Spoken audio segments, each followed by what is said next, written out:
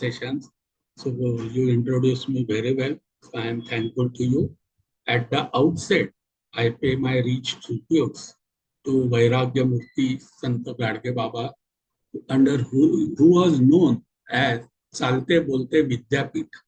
And you can say his 10 tenements are now accepted almost as you can say 17 sustainable development goals. If you see, really speaking, those were the teaching and preaching of Santa Gadge Baba only.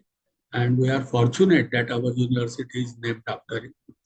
Similarly, at the outset, I am thankful to Honorable Vice Chancellor, Pro Vice Chancellor, Registrar, and most importantly, Director of Madan Mohan Malviya Teachers Training Center, Amravati University, Dr. Atik Sir, who really give me chance to interact with learned faculty from none other than a very renowned institution of our state or the country, Vishwakarma Institute.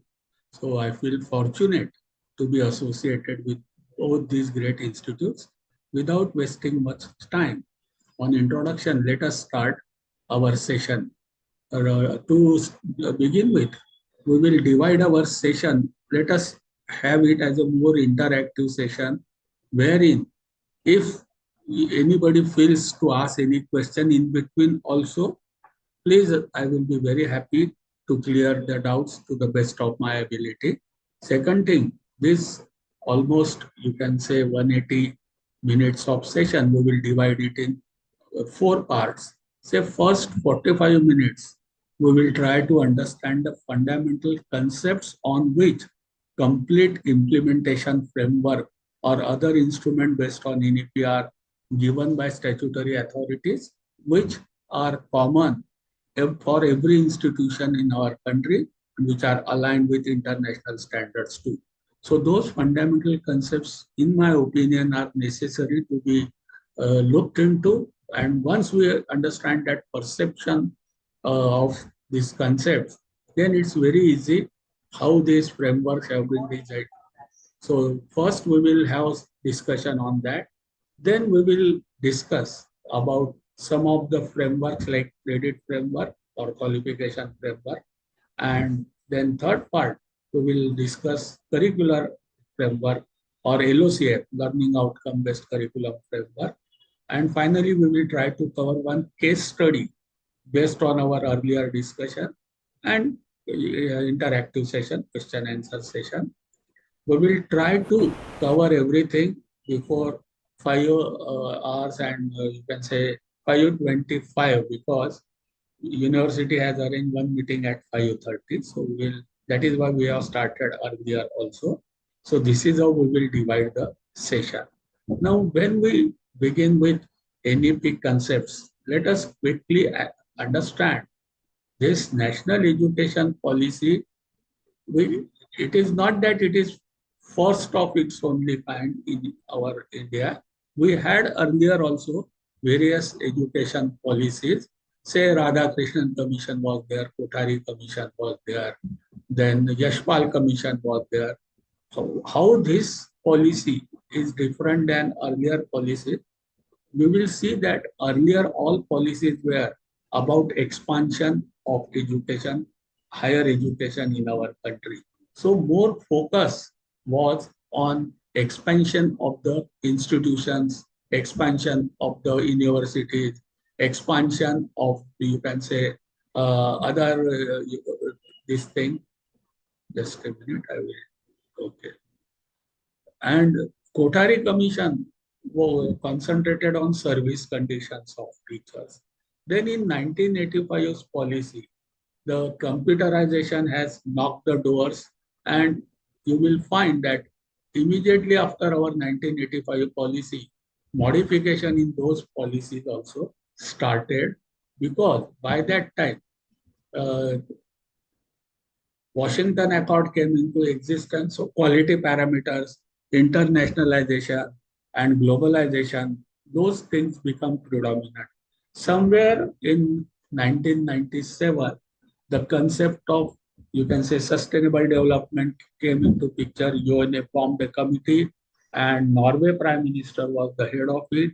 and a document known as Our Common Future came into existence, and the concept of development completely changed towards sustainability, and onus of sustainable development was kept on the shoulder of education in general and higher education in particular, technical education in particular. IT revolution has its own impact on complete systems, including education. So, in this national education policy, you will find the footprints of Washington Accord, then Brundtland Commission, then Johannesburg Declaration, then Bones Declaration, IT revolution, and the concept of from in this particular policy was more towards alignment of Indian education system with global standard, and here excellence, pursuit of excellence, quality became along with sustainable development as the focus. So earlier it was expansion, quantity was the focus. In this policy, quality, excellence, flexibility, those are the areas which are in focus. So this is the foundation of national education policy, and we will see that this policy has is based on mainly five pillars. This access, equity, and affordability. Those are pillars based on sustainability development. Everybody should have access to higher education. Everybody should have same type of education, should get opportunity of same quality of education. So equity was important, as well as it should be affordable. One pillar is important, that is quality. So excellence is also one of the pillars, and most important pillar is accountability. So this is something new which we find in this national education policy, along with impact of sustainability and Washington Accord. What is this accountability? When we talk about accountability, it means some parameter has to be there, some benchmarks have to be there, and outcomes are to be measured against those benchmarks, and whatever is gap, accountability is to be fixed, and through feedback system it has to be improved, and it is to be brought towards, so just like a system approach. So have parameters, have measurable outcomes, measure the outcomes, find the difference or gap between expected outcome and achievements, and improve the system. So that type of system is introduced now in education, particularly in higher education. Keeping these five pillars in mind, we have to understand what are the instruments and how we will be implementing this, you can say, policy in true spirit. So throughout our discussion, please, I request everybody to keep these five pillars in mind. Mainly, it is outcome-based education, and we as an individual, we as an institute, we as the university are considered to be accountable for the outcome. So expected outcomes are to be very clearly defined. Processes have to be defined. Measurement should be very precise, and gap is to be addressed. This is what will be the approach, and you will find accordingly all instruments are designed. Even though this policy has got four parts, part one is school education. School education is also changed. We know 10 plus 2 pattern is now changed to 5 plus 3 plus 3 plus 4 pattern. So depend level-based education is will be there in existence. Part two is about higher education. So we will be more concentrating today on higher education. Other parts we will be only touching and going ahead. But today's our focus will be on higher education. Now, with this brief background, historical, you can say, various milestones based on which our national education policy is based, let us understand few terminologies, few definitions, and more importantly, some concepts. Why these concepts are necessarily to be understood? Because all instruments and further implementation frameworks are best keeping these concepts in mind. So even though this concept may not directly appear in our future discussion, but everything will be directed through these concepts. What are those few important concepts which we should keep in mind? before we go for implementation. First and foremost is the what is education and what for education. These two concepts are very clearly defined in this you can say policy. So all of us should understand what is expected by the term education by this policy and what for education, why somebody should give education or somebody should take education. These two questions are precisely answered in this policy document. First thing is, they have considered concept of education right from Western philosophers. Aristotle, how did he see the education? Plato, Socrates. So all those concepts are considered, and finally, the concept accepted in this policy is education is the manifestation of perfection already which is available in individual. Probably it is Swami Vivekananda's concept of education that every human being is perfect, that perfection created by divine. But in the system of education, the manifestation should occur. So two terms are important. Number one, it talks about individual. So now our education will focus on every individual. Second thing, we will assume that every individual is special and he or she has got some speciality, some perfection already within that individual. And our role is to help that individual to manifest that perfection. So what is the takeaway for us? The role of teacher will be not a preaching, but it will be the facilitator role. We will have to address every individual and we will have to identify individuals, you can say Kubi, what is hidden inside, and we have to help that individual to manifest that perfection.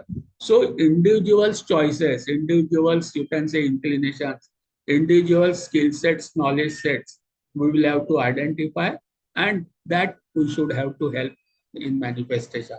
This is the takeaway from the definition or concept of education in this policy. Second concept of education is it is the integration of complex of knowledge, attitude, and skills.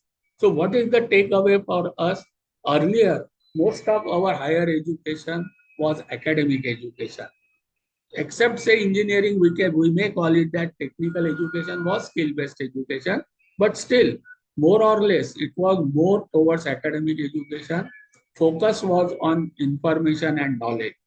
Now, henceforth, the education means complete integration of knowledge as well as you can say skills plus behavior, attitudes, values, ethics. So since the concept of education itself integrates three domains of knowledge, skills, and attitude, henceforth, let it be school education or higher education, professional education or conventional education, it must have three components. Equal weightage has to be given in manifestation of knowledge, information, skill sets, as well as behavior, values, and ethics. So these are the concepts of education given in this policy. Once that concepts are given, the policy says what for education. This question is also very clearly answered in this policy, and we have to keep it in mind because we will be accountable for outcome of whatever is expected in policy. So what does it policy state? What for education? It states that it should enable individual. See, not the word group is used. It should enable individual to study one or more specialized area at deep level. So individual specialized area and interest have to be kept in mind. We have to develop 21st century capabilities, skills have to be given. And third thing, we have to develop the character, ethical and constitutional values, scientific temper, creativity, and spirit of service. So this is what is the mandate given to us as a policy. One more question is very precisely answered. What for education? What is role of we as an education provider? It gives us mandate that it must prepare. The word must is there in the policy. So we have to prepare, we must prepare our student for what? For three things. Number one, for their meaningful and satisfying life. Friends, let us note that successful word is not used. Meaningful and satisfying lives. So अर्थपूर्ण जीवन आपले विद्यार्थी जगले पाहिजे. So what is our accountability? Our accountability will be judged on whether our students are leading meaningful and satisfying lives or not. That will be our litmus test. Second thing, we must prepare for their future job roles. So student get admitted in first year, he goes for job role or workload after 5 6 years to leave. So it is the job of now institution, teachers and universities to forecast the job roles and work roles of a student who may be studying in first year right now. So what will be the job role, work roles after 5 6 years? That have to be kept in mind, and we have to prepare students. So our success will be if our students are able to do justice to their job roles after 6 years, then we will be said that we have done our job. So our accountability is for preparing our students for their future job roles. And third, very important, we have to prepare our students for their to make them enable for economic independence. So in outcome-based education, the complete instruments have to be so designed and developed. Ultimately, outcome will be students should lead meaningful, satisfying life. Students should get prepared for their future job roles, and students should be able to have their own economic independence. So this, what is education and what for education? These two questions are very clearly given, answered in this policy, and that is the mandate for education provider. So before we go for any framework or implementation, our ultimate goal is very clear. Our purpose of existence is very clearly defined in this policy. Now, when they talk about, you can say education means knowledge, skills, and attitude simultaneously. This policy or instruments of the policy for implementation had given three clear domains in which we have to educate our student. First is a effective, that is values, ethics, dispositions, and ultimately which will lead to their behavior. That we have to prepare the student for that. Second is psychomotor, that is skills and training. So we have to provide skills to the student. So whatever knowledge they get, simultaneously skills have to be imbibed in them so that they can apply the knowledge in their work roles.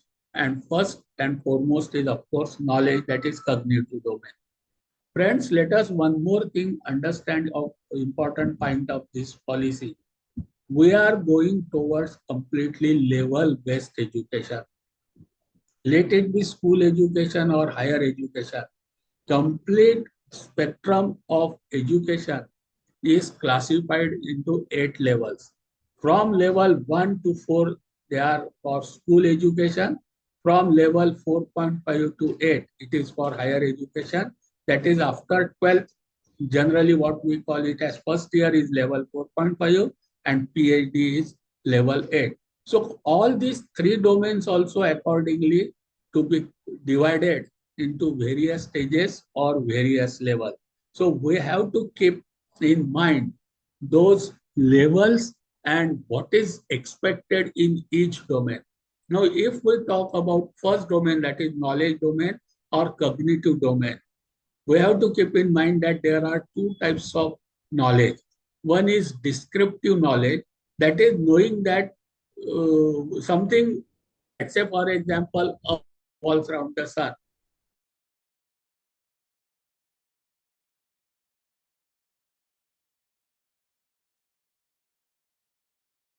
So large part of understanding of the world is through this form of knowledge. So this is expressed through theories, concepts, and principles. In a way, this form of knowledge reveals to us the truths about the world. Now, knowledge of this form might appear to be factual. The focus of education will not merely remembering this fact, but ability to reason why these facts are true. So in our descriptive knowledge, even though through our theories and concepts and principles, we will be imparting large amount of information and knowledge. In this domain of descriptive knowledge, focus will have to be ability to reason why these facts are true and not remembering the fact.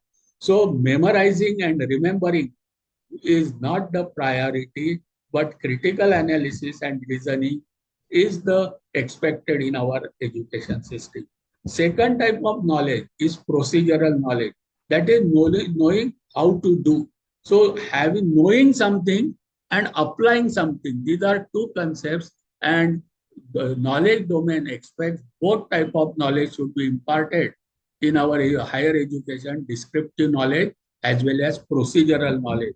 So when we will design our curriculum, this part we will have to keep in mind that equal weightage in knowledge domain is given to descriptive knowledge as well as procedural knowledge.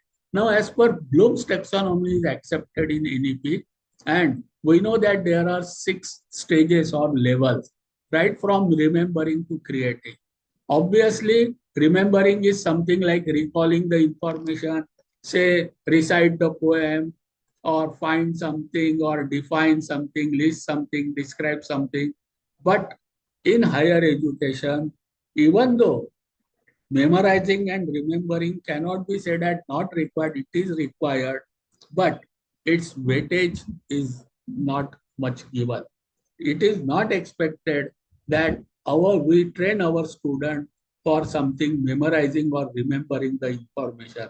So our level in higher education will probably begin from second level, that is understanding. That is also a primitive level. So understanding, so explaining the ideas or concept, and more will be on applying, analyzing, evaluating, and creating. So what is the takeaway? When we will design our curriculum, we will have to keep in mind for which level we are designing, imparting, or examining. If it is for lower level like 4.5 level education, obviously our focus may be on understanding, applying, analyzing.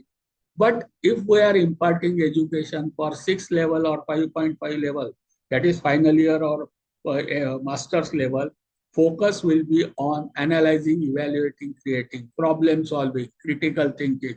Those will be the focus. So takeaway for this cognitive domain is that there are 6 stages. There are 2 types of knowledge: descriptive knowledge, procedural knowledge. We have to give focus on both. And as far as stages or levels of knowledge are considered, we have to ensure that we operate depending upon level, whether 4.5 or 5.5. As the level goes up, that is, as we move from first year to second year, second to third year, we have to ensure that stages of knowledge in terms of understanding, we should have more on applying and analyzing, like that. Stages should also go up. This is what will be meant by implementation of ADP for cognitive domain. If we go to doing or skilling, which is equally important, so all 3 domains have to be given equal importance. You will find here also there are 7 stages. Get, set, go. That is perception, set, and guided response. Those may be for school or at the most for level 4.5 of higher education, wherein it is expected that senses the cues and guide motor activity, or mentally or emotionally ready to act, or only imitates and practices the skill in a discrete steps. So these 3 stages of perception, set, and guided response, they may be there, but at a lower level of education. But we in higher education may begin with guided response. So when we design the practical or lab work of our student, probably we will have to keep in mind whether it is of first semester or seventh semester or sixth semester. Accordingly, focus will be either on guided response or mechanism or adoption or organization. So major project, etc., where it is expected that student create the new pattern in a specific situation. So design, originate, combine, compose, construct, that type of activities are expected. So it will be a higher level activity. While copy, duplicate, imitate, manipulate, guidance, just repeat, practice, such type of things will be at lower level, which is called as guided response. So even in psychomotor domain, which is focusing on doing or skilling or training, we will have to keep the level for which we are giving this domain knowledge or domain skills, and depending upon the level we have to choose the stage and level, stage, expected outcome, and our method of doing imbibing skills into the student will differ. So this is what we have to keep in mind even for psychomotor domain. Third is feeling or attitude domain, value, ethic, dispositions. It is very clearly mentioned in policy that values and dispositions, they ultimately determine the behavior of individual. And knowing something, that is having knowledge or having very good skill, does not result into motivation of individual to perform. Many times we also experience many things. There are very knowledgeable teachers, very good skills, but students complain that our teachers are highly knowledgeable, highly skilled, but somehow they do not discharge to the expected level because motivation lacks. Similarly, in many of the cases in day-to-day life, we find that knowledgeable and skillful person do not perform because of lack of motivation or because of value systems. So this has been recognized in NEP, and education system is expected to develop attitude, behavior through value systems and ethics. So the affective domain is also given equal weightage. So what is the takeaway for us? Takeaway is whenever we will design curriculum, impart curriculum, or examine, assess the student, we have to ensure that it covers all three domains. Not only three domains, the various levels and stages depending upon the level for which the student is getting learned. In case of this affective domain also, there are 5 levels: receiving, responding, valuing, organization, and internalizing. Say, for example, receiving and responding are selectively attends to the stimuli. Say some guests come to our house and we ask a kid to pay respect to some senior. So this type of things, value systems are primitive, important but primitive. But for we in higher education, more you can say value ethics in, let it be publication, let it be in assignment, let it be doing project work, let it be in showing leadership in sports, showing active participation in cultural and social and outreach program. So all those you can say areas have to be monitored, proper guidance is to be given, and we have to ensure that higher level value system organization and internalizing, integrating the value into value system, controlling the behavior, that is imparted to the student. This is was also expected in this.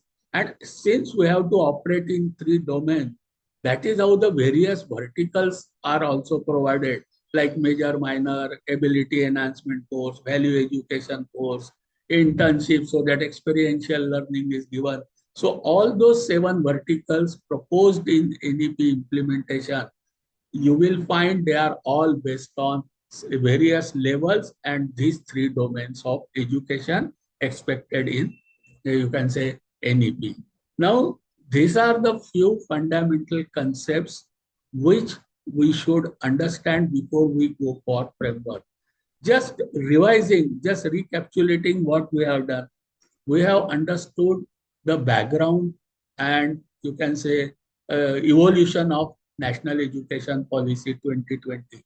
We have understood that there were earlier policies also, but they had their own specific focus, like you can say quantity increase in numbers, then service conditions. But this policy talks about pursuit of excellence, and it has got impact more on alignment of national education with international. In a way, we have seen that NEP, you can say, stimulate the journey from local to global. So all benchmarking expectations, along with well accepted international standards, Indian education system is also trying to get aligned with those standards. And there are impact like IT revolution, sustainability development, Washington Accord, so quality. So those things are the milestones or pillars on which NEP is based. We have seen that very clearly what is education and what for education. So very clear mandate is given to the educators that this is what is expected from us. And everything is turned into learner centric now. Then we have adopted now level-based education and competency-based education.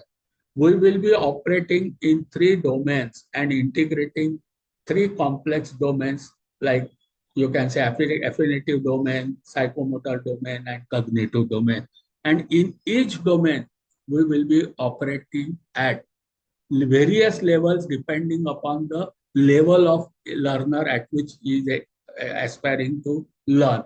So level aspirations according to expectations have to be very clearly defined. And NEP takes our system towards learner-centric, level-based, aligning with international standard with clear mandate what is education and what is expected from education institution. So this is what is the takeaway from our earlier discussion. Now with this, you can say background, our concepts are now clear, I hope. And now let us go to the next part of our discussion, that is frameworks. Friends, national level, all various our statutory bodies like UGC, AICTE, Ministry of Education, all have come on one platform, including school education statutory bodies. And there are some frameworks given to us. Everybody, let that institution be at Jammu Kashmir or Tamil Nadu, let it be of western part of India or southern part of India or eastern part of India. Everybody will be governed under certain framework. So we all participants of today's, you can say FDP also, will be governed under common framework. Under this framework, we have got flexibility to design or do, but none of us can break this framework. So let us understand what are the frameworks under which we will be operating. So mainly today we will be discussing about credit framework, qualification framework, and learning outcome based curriculum framework, LOCF. So this is what today we will try to discuss and study this type of framework. Friends, one thing is very clear, all of us will be operating under this framework. Now coming to first national credit framework, if you see, you will find Ministry of Education, UGC, AICTE, NCTVT, is everybody on this report. This report talks about high-level committee comprising members from everybody. So what is the takeaway? Is takeaway that it is applicable to everybody. Let it be professional education or traditional education, or let it be academic education or vocational education. Everybody will be governed under this common credit framework. What is this credit framework talks about? This credit framework is based on basic principle that credits are function of achieving desired learning outcome. You will find there is no word like teaching. Achieving desired learning outcome. It means learning outcomes have to be very clearly specified. What do you desire? What do you want? And first specify what learning outcomes are expected from that level of education, and then work towards achieving those outcomes. So first thing, ensuring that desired learning outcomes are achieved then only credits can be given. Second, it depends on academic workload for a program, course or training. Now this academic workload is of a learner. It is not a teaching workload. It is the learning workload. So every program, every course, every training will have to be specified with some duration, some hours. And depending upon the learning hours and ensuring learning outcome, then only credit can be given. And third and important is successful assessment is important part component of credit. So when we will allot credit, number one, students will have to earn the credits. The credits will not be gifted. And what are the three litmus tests which every student should show, then only credit has to be given? Number one, students have to demonstrate that desired learning outcomes are imbibed. So that demonstration of achieving the desired learning outcome, that mechanism has to be there.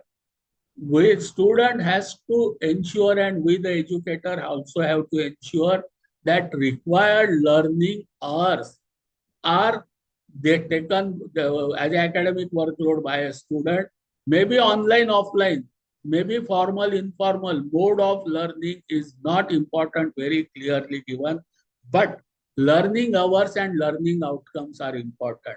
And third is successful assessment by competent authority. So successful assessment only by competent authority, learning hours and achievement of desired learning outcomes. When these three litmus tests are passed, then credits are to be awarded, or student can earn the credit only after passing these three tests. What are the dimensions of this framework? From where the credit can be earned by the student, you will find wherever learning takes place, from there credits can be earned. Say for example, credits can be earned by completing academic education, credits can be earned by undergoing vocational education, training, skilling, or even experiential learning, relevant experience, professional level acquired. So let it be co-curricular courses, let it be seminars, let it be some sort of competitions, let it be internship, experiential learning, classroom learning, any skilling program, training program. So wherever learning happens, students can earn the credit provided those three litmus tests are passed. So there are 35, 36 learning hours given in this document. I am not taking completed, that document is available, but even home assignment, self-learning, flipped learning, field work, project work, NSA, everything, the student can earn credit provided assessment and rubrics are there, and which using those rubrics we assess them and we ensure that students have demonstrated expected outcome, and you can give the credit and student can earn the credit. This is very important, so that all verticals which are given in NEP, they cover this national credit framework completely. Now, notional hours and credit, as I told you, credits are, you can say, aligned with notional learning hours. So what does this national credit framework very clearly state? Now it is applicable to everybody, friends. Earlier, when we used to say one academic year, our concept was one academic year is equal to 2 semesters. NEP says, okay, we used to say one academic years means 180 teaching days we used to call. 90 teaching days in one semester and 90 teaching days in another semester. So one academic year is equivalent to 2 semesters, equivalent to 180 teaching days. That was the concept we had. NEP says you go ahead with your own concept. But now one academic year means minimum 1200 learning hours. See, earlier it was teaching days. Now it is about learning hours. So when we say one academic year, we have to ensure there are 1200 learning hours. So when we talk about one semester, so one semester will be 600 learning hours. And for 1200 learning hours, after demonstrating the outcome achievement of learning, expected learning, you can say outcomes, and as a assessment by competent authority, if the student has learned 1200 hours, he will be entitled to earn 40 credits. So 1200 learning hours are made equivalent to 40 credits. So in a semester, minimum 600 learning hours and minimum 20 credit. So everybody in India will have to follow this. So if we talk about one semester, there are 90 teaching days or 15 to 18 weeks. So 1 week, so one semester means 600 learning hours. One semester is 15 weeks. So 1 week is equal to 40 learning hours. So our teaching learning scheme should show minimum 35 to 40 learning hours. Then that scheme will be an NEP compliant scheme. So this is what, when we will design our curriculum scheme or when we will design our weekly timetable, everybody of us should have to take care that our minimum learning hour weeks are 35 to 40. That is why GR also says that there should be minimum 35 learning hours. Does it mean our contact hours or teaching load will increase? No. Our teaching load of presently 28 to 32 hours per week will remain same. From remaining 4 hours, or suppose if it's 15 weeks, our semester academic calendar shows only 15 weeks in a semester, then remaining 8 hours per week will come from home assignment or assessment. Those things are permitted as learning hours. Even assessment is also considered. But minimum 35 if 18 weeks are there, or 40 if 15 weeks are there in one semester, we will have to ensure every student learns 35 to 40 hours per week and 600 learning hours. Now, mode of learning is very clearly stated. It can be online, it can be blended, it can be offline, it can be experiential. Mode of learning is not important in NEP. Outcomes are important and learning hours are important and assessment by competent authority are important. Now, finally, bringing those learning hours with theory, tutorial or practical subject. So 1 hour per week of theory or tutorial. So if I consider there are 15 weeks in one semester, so 1 hour per week means 15 hours per semester of theory or tutorial will entail student to earn 1 credit, provided those 3 litmus tests are there. And for practical, 2 hours per week, that is 30 hours per semester, will enable student to earn 1 credit. In short, in my weekly timetable, suppose there is one course having 3 hours per week, then it will be a 3 credit course. If my timetable has 2 hours of practical per student per week, then it will be a 1 credit course for that student. So generally per week hours of learning will directly get converted into credits for that course. Remember, for experiential, laboratory, fieldwork, 30 hours, so double, 2 hours per week will enable student to earn 1 credit. For theory and tutorial, 1 hour per week will enable student to earn 1 credit. So this is the national credit framework under which all of us will be operating. So nobody, whether you are in Pune or whether at Amravati or at anywhere else, it is aligned with international standard. So please ensure that our scheme, curriculum, our timetable, and our teaching diary also ensures this, depending upon the how much credit course we have. Can there be Fractional credit course, answer is yes. Can there be 1.5 credit? Yes, there can be. There is absolutely no restriction given.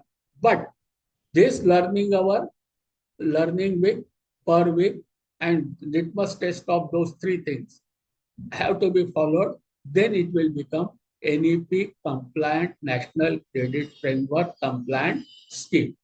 Now, once we have understood what is credit framework, another important aspect is qualification framework.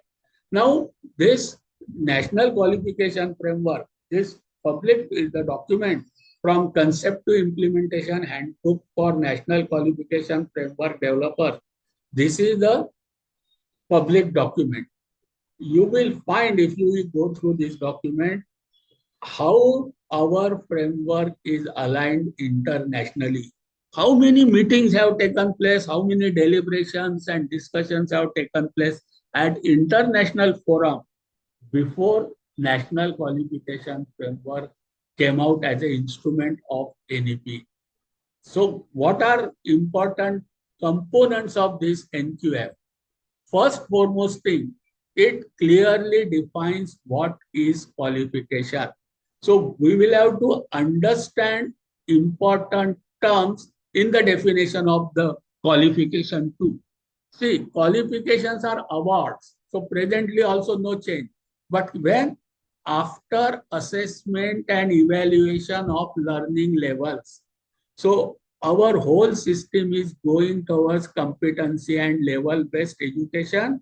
And for each level, there has to be assessment and evaluation. And only after assessment and evaluation, that award can be given. Who will conduct that evaluation? By a competent body. So anybody, any shopkeeper starts internship program or any skill program, and student comes that, okay, I have completed this program, this is my certificate, will not be allowed. That assessment, learning he can take anywhere, but assessment has to be through competent authority. As we know, presently, competent authority can be universities, autonomous colleges, Swayam, sector skill councils. So these are some of the competent authorities authorized for assessment and evaluation. So that qualification which is given after evaluation assessment by competent authority will only be considered as qualification. And what is to be determined in this assessment? Achievement of expected learning outcome to the given standard. So standard has to be given. Expected learning outcome have to be beforehand mentioned. It is to be assessed, it is to be mapped that yes, students have demonstrated attainment of that expected learning outcome of given standard, then only qualification can be given, and that will be only considered as valid qualification. Second thing, each qualification will be aligned with academic credit system. So another important part of that qualification is its alignment with academic credit system. Means whatever may be the qualification at that level, certain amount of credits have to be earned, then only that qualification will be given. And that will be again attainment of defined learning outcome and academic workload of student learning hours who complete the chosen program. So this will also signify competence to follow the occupational practice. So what will be meant by qualification is described in detail in this qualification framework. Now, once we have understood what is qualification, then depending upon the level, what are various qualifications? So these are certificate, diploma, bachelor degree, master's degree, and doctoral degree. So qualifications, now what is qualification is defined. Now classifications of qualifications are also given, that it can be either certificate or diploma or bachelor's degree, master's degree, or doctoral degree. But what will decide whether it is certificate, diploma, or master?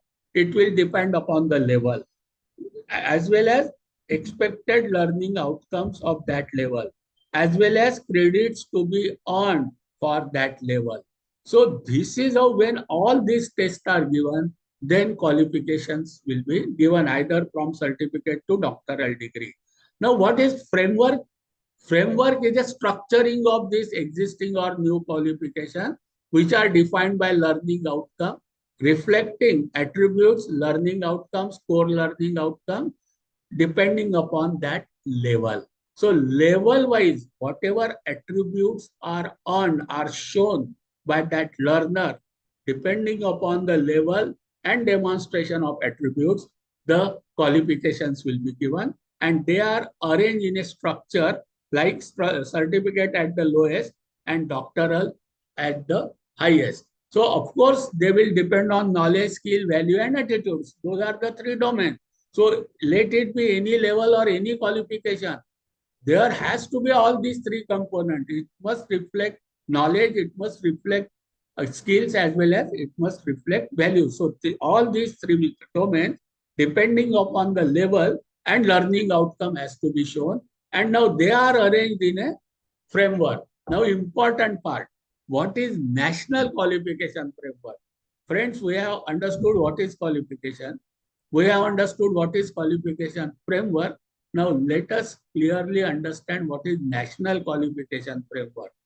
This classification of classifications according to the set of criteria for specified levels of learning achieved would integrate and coordinate the qualification from each education and training sector into a single comprehensive qualification framework. So nationally, there will be only singular comprehensive qualification framework. What sector you are talking about? Is it skill sector, whether it is training sector, or whether it is academic sector, whether it is school education, which is open education, whether it is vocational education, whether it is higher education, irrespective of the type of education, level of education, all qualifications in a structured way are, you can say, consolidated into single comprehensive framework. Now, this single comprehensive framework with its specification is applicable to everybody in India. Whatever sector, whatever level, whether it is in ITI, whether it is in polytechnic, whether it is in traditional courses, whether it is in skilling training course, or whether it is BA, BCom, BSc, MA, MCom, MSc. So whatever framework will be there, it is single comprehensive, and within that single comprehensive, as per the specifications, we have liberty to design and devise our own system. But none of us has got any authority to cross this qualification framework. This is accepted document of national level document known as National Qualification Framework. Now, for various type of education, let it be general education, vocational, or training, various types of frameworks are given. Say, for example, for vocational qualification, NBQF is there. For vocational education qualification, NBEQF is there.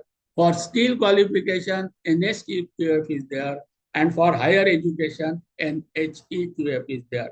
You will find all these frameworks are aligned and they have put in one single framework. Now, earlier NSQF had levels 1 to 10. But to align with NHEQF, even NSQF is modified, and NSQF and NHEQF are made parallel. They are from level 1 to 8. So let us understand, in India, there will be single qualification framework, say for general education, vocational education, training, or academic education. And this framework is put into one comprehensive framework wherein a student can take entry from vocational to general, or student from general can go to vocational. Skill can come to higher education can go to skill. So there is made provision for multi-entry, multi-exit in various frameworks as well as at various levels. That is why the specifications and characteristics and well-defined attributes are given, so that ease of transfer of credit and ease of transfer of student from one framework to another framework will be there. So it is necessary for all of us, the education provider, to understand the specifications given in this framework. Because when we design our curricula, when we impart or assess the student, it will be necessary that everything is as per the specification given. Say in case of ISI, there are specifications for products and services, and product is considered to be acceptable only when they meet certain specifications. Now, same will be there for each qualification. When we say certificate, there will be certain attributes they have to be met. When we say diploma, certain will be there. When we say degree, postgraduate degree, those specifications will have to be met. Then and then the qualifications meeting with the specifications will be considered as valid qualification. So it is necessary for us to understand those. So for with the higher education, important is National Higher Education Qualification Framework. So friends, as Ankit has asked us that we have to take say break of 5 to 10 minutes. So I think this is the time that we take break for 5 minutes, recapitulate what we have discussed, because it is necessary to go along with those concept which we have discussed. Then we will be able to understand this NHEQF and ultimately LOCF. So just to recapitulate, let me take 2 minutes and then we will take a break of 5 to 10 minutes. Number one, we have understood the journey of National Education Policy 2020 right from Radhakrishnan Commission to date. And we have seen the important international and national milestones which have got effect and which have got impressions in present policy, including sustainability concept, including IT revolution, including Washington Accord, and we are moving toward pursuit of quality, pursuit of flexibility, liberal education, and but quality along with expansion. So this is also, there are 5 pillars we have understood. Now, when we say education, we will be operating in 3 domains. One more thing we have understood, that we are going towards, you can say, competency-based education and level-based education. So for everything will be related with that level only. We have seen there will be 8 levels from 1 to 4 for school, 4.5 to 8 for higher education, and qualifications will be certificate for higher education, certificate to doctoral degree.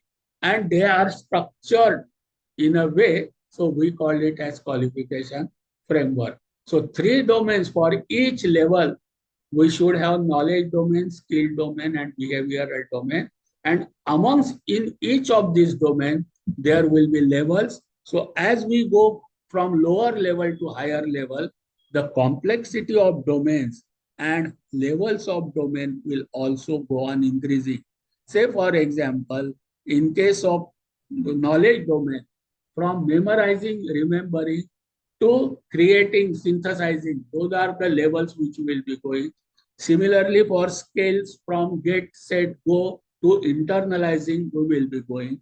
Similarly, for value system, just to imbibe value, to create new values and make system to imbibe those values.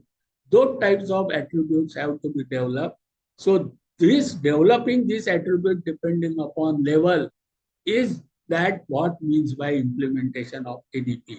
And every level will have specifications. When we talk about level 4.5, so it will be very clearly specified what is expected in knowledge domain, what is expected in psychomotor domain, what is expected in behavior domain. And when we say we are at level, say certificate level, we will have to specify, we have to ensure that the specification aligned with those levels are met with, then and then it will be considered that our system has become NEP compliant. So this is what we have tried to understand up till now.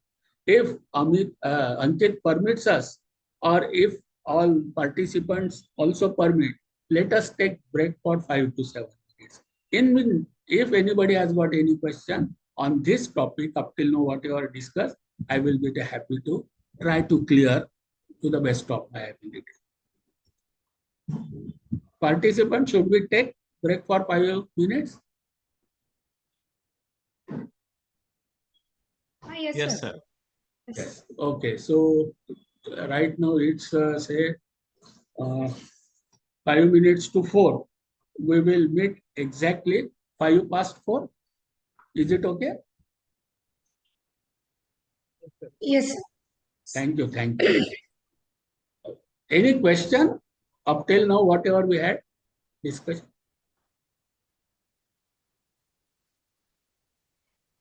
Okay, let us meet after 10 minutes. Then also, if you have got any question, we will do it.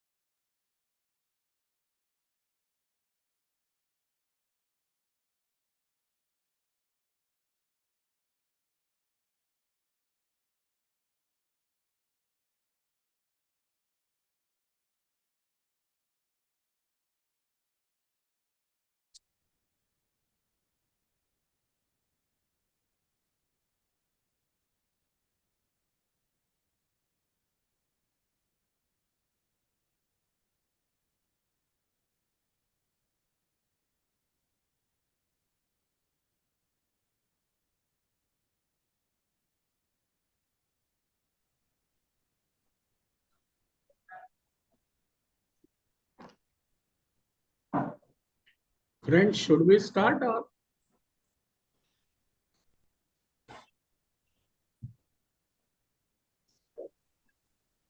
Yes, sir. Yes, sir. We can start. Yeah. Thank you, thank you. So let us Yes. begin. Okay. Thank you, sir. So we have understood there are qualification, national qualification frameworks, various qualification framework, and those qualification framework, the major part is level-based qualifications, and the qualification has to be earned after demonstrating certain attributes related to that level and that qualification.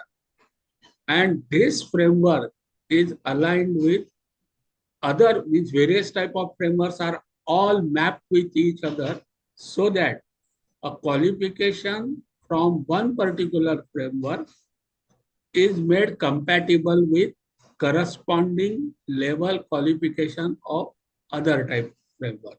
Say for example, for our higher education, National Skill Qualification Framework NSQF is made compatible with National Higher Education Qualification Framework, that is NHEQF. So since it is more relevant for our today's discussion, NHEQF, let us understand the silent features of NHEQF, which we have to implement when we will design our curricula NEP based. So this characteristics of NHEQF is degrees are awarded. Degree means any qualification. When I use the word degree, it means certificate, diploma, degree, postgraduate diploma, postgraduate degree, all levels. They are to be awarded based on demonstrated achievement of learning outcomes. So this is the base that depending upon the level, we have to give expected outcomes and students have to show that they are achieved those expected outcomes, and it should be related with the academic standards expected of a graduate of program of that study. Now, in this framework, all qualifications are based on a set of performance criteria approved nationally and comparable with international quality standard. Remember the 5 pillars of NEP. You will find, as I was saying, it is a journey from local to global to national. It is a journey from. Yes, Deshpande madam, any question?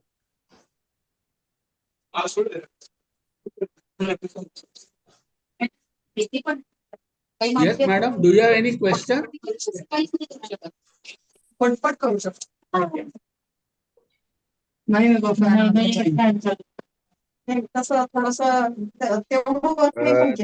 madam, please can you mute your mic? Thank you, sir. Thank you, sir. Sorry for disturbance, sir. Yes, sir. Londe sir, thanks a lot. Yeah. So, no, suppose if she has got any question, she is most welcome, or else she can mute her, sir. I understand you people are busy, you may be doing.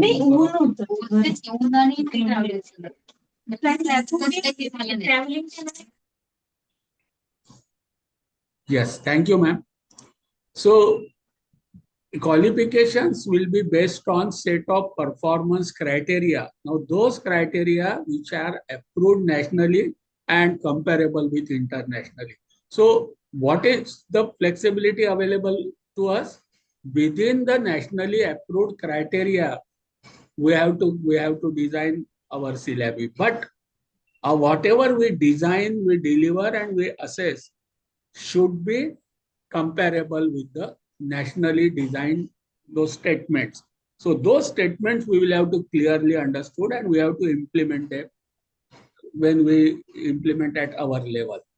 Now, what are the levels and learning outcomes? Every, let it be certificate, diploma, degree, it will have some description or specifications in terms of learning outcomes. Now, those specifications will be, of course, in 3 domains and depending upon अभी Friday level. को सबको वापस लेने गए हैं क्योंकि अपन एक महीने से ज्यादा हो गया। आज मीटिंग चल रहा है, ये काम अपने को लास्ट वीक खत्म करने थे और एक सब्जेक्ट की वजह से अपन बीओएस लेते नहीं आ रहा। अगले वीक फ्राइडे तक जो भी चेंजेस था अपन कंपाइल करके सेमेस्टर संतोष 1 कुमार सेमेस्टर सर, 2 संतोष दो कुमार पीडीएफ सर, बनानी है। हेलो, अपन को संतोष पहला कुमार सर, उसका एक स्ट्रक्चर बनानी है। पहला सब्जेक्ट हेलो, रिपोर्ट नहीं लिखेंगे अपन। हेलो, 1 2 3 4 1 2 3 4 क्योंकि जब तक आपका ये डॉक्यूमेंट रेडी नहीं होगा ना सर अपन मैं बीओएस कॉल को मेल करती नहीं हूँ कर सकते उनको। और बीओएस का मेल करेंगे फिर अवेलेबिलिटी होगी उनका है नहीं है वगैरह वगैरह। और अपने को 20 just minute sir, just minute. Yeah, sure. Let him complete.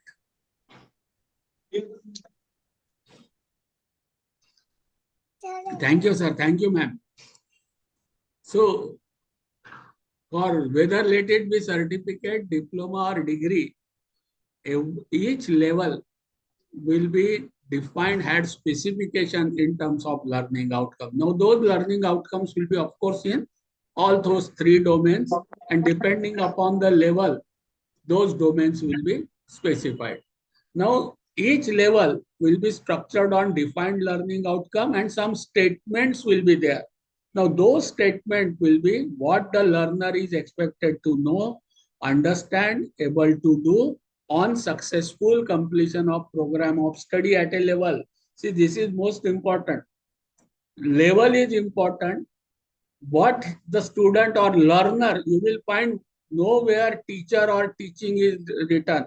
Everywhere learner and learning. So it is all about learning outcomes. And mode of learning is not important, but what the student or learner should know, understand, and able to do, and its value system as well, has to be given in terms of statement specification. And those are attributes. So students should be able to demonstrate attributes in terms of expected learning outcome, whether acquired through any mode of learning, direct in person, face-to-face, open learning, distance learning, online education, hybrid education, blended mode. Very specifically, NHEQF states that mode of learning is not important, but learning outcomes are important. So when we will deliver our curriculum, whether we are taking it in hybrid mode, blended mode, or student earn through the experiential learning, that will not matter. That is why 40% learning on Swayam platform is allowed in NEP. That is one of the reasons. They expect that mode is not important, but outcomes are important. So this is what one has to understand before understanding the specifications. Now this, let it be NSQF or NHUQF, as I told you, both have been mapped together so that the blending of vocational component into academic component is one of the aims. That is why easy entry from vocational education to academic education and vice versa, and integration of vocational education into mainstream education, those are the important objectives of NEP. That is why NSQF and NHEQF are also mapped and made aligned with each other. So both national skill qualification or higher education qualification framework, both have 8 levels from level 1 to 8. Out of that, 1 to 4 are for school education and 4.5 to 8 are for higher education. What does it mean? When we say after student has done 12 earlier and after doing 12, student is eligible to take admission in first year of university system. Now we will say a student acquiring level 4 is eligible to take admission in level 4.5. Now going up to level 4 can be through formal mode, 8, 9, 10th, 11th, 12th, and the student has achieved level 4. Or after 8th, student has left formal education, gone into informal, you can say some other sector, informally learned, but at national level proves that I have acquired the level 4, he or she can also come into level 4.5, that is university level. So multiple entry, once level 4 is achieved by various means, ITI, Polytechnic, level 4 completed, 10th Polytechnic, level 4 completed, 10 plus 2 completed. Now there will not be 10 plus 2, it will be 8 plus 4 completed. So level is important, and our higher education system will start from level 4.5. So anybody who has successfully completed level 4 will be able to take entry into level 4.5, and what we presently call as first year is termed as level 4.5. Now for each level, say for our higher education from level 4.5 to 8, 8 means PhD. Now each level will have different skills, complexity, knowledge, responsibility and autonomy required to demonstrate the competency. We are moving towards competency-based education, level-based education. So commensurating with that level, the student or learner has to demonstrate the competency, then it will be termed as he has successfully completed that level. So level 1 represents lowest complexity and level 8 represents the highest complexity. So whole education will be now converted into level based and competency based. For us, takeaway is that our system will be operating in level 4.5 to level 8. So what we presently call as first year will be called as level 4.5. Now, each level is mapped with suitable qualification in with that level. Say, for example, when we say level 4.5, it means it will be the first year of our program. That is first two semesters, semester 1 and semester 2. Now, semester 1 means 600 learning hours, 20 credit. Semester 2 means another 600 learning hours and 20 credit. So what we call it as first year will be consisting of 600 plus 600, that is 1200 minimum learning hours, and 20 plus 20, that is minimum 40 credit. So after completing level 4, when student will enter into level 5, a student will complete 1200 learning hours, will earn 40 credits, and if the student wish to go out, multi-exit, so student will have opportunity to exit, permitted.